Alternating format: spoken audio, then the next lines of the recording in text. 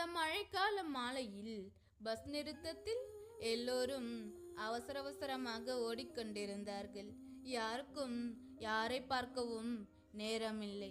அப்பொழுது சாலை ஓரத்தில் ஒரு வயதான தாத்தா கால்களில் காயம், கண்ணில் ஒரு பயம், கையில் மருந்து பை, மழையில் நனைந்து நின்றார்.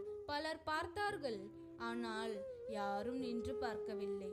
அந்த நேரத்தில் கல்லூரியில் இருந்து திரும்பிய ஒரு சாதாரண இளைஞன் நின்றான். தாத்தா, என்ன ஆயிற்று என்று மெதுவாக கேட்டான். அந்த ஒரு கேள்வி தாத்தாவின் கண்களில் கண்ணீராக மாறியது.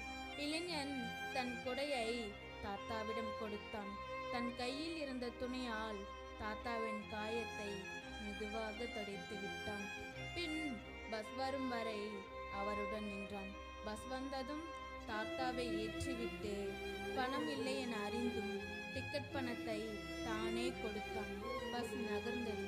தாத்தா ஜன்னல் வழியே பார்த்தார். ஒரு வார்த்தை சொன்னார், மகனே, நீ இன்னும் மனிதநேயம் இருக்கிறது என்பதற்கு நீ ஒரு சாட்சி.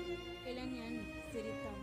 மனிதநேயம் என்பது பெரிய செயல்கள் அல்ல, சிறிய கருணைதான் என்று